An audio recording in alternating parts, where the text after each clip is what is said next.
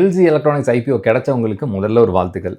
இதை listing கெயின்ஸில் book பண்ணலாமா, long term hold பண்ணலாமான்னு நிறைய பிங்ஸ் வந்துட்டே இருக்குது. சரி, அதான் ஒரு வீடியோவை போட்டுடலாமே இந்த வீடியோ.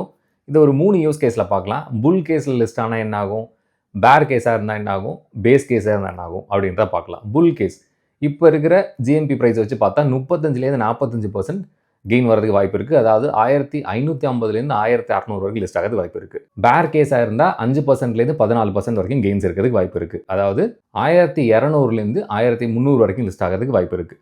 பேஸ் கேஸ் அப்படின்னா 23% 32% வரைக்கும் லிஸ்ட் ஆகிறதுக்கு வாய்ப்பு இருக்குது. ப்ரைஸ் பேண்டர்னு பார்த்தோம்னா 1400 1500 வரைக்கும் லிஸ்ட் ஆகிறதுக்கு வாய்ப்பு இருக்குது.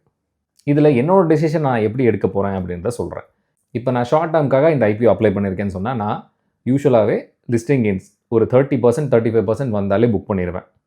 ஷார்ட் டேர்ம் கெயின்காக இந்த ஐபிஓக்கு அப்ளை பண்ணியிருக்கேன். அதாவது 6 மாதத்துலேருந்து 1 வருஷத்துக்காக இந்த ஐபிஓக்கு அப்ளை பண்ணியிருக்கேன்னு சொன்னால், குறைஞ்சது ஒரு 40% 50-55% வரைக்கும் வெயிட் பண்ணுவேன். இதுவே நான் லாங் டேர்முக்காக வெயிட் பண்ணுறேன்னா, இந்த ஸ்டாக்கை ஒரு 18 மாதத்துலேருந்து 24 மாதம் வரைக்கும் ஹோல்ட் பண்ணலாம்.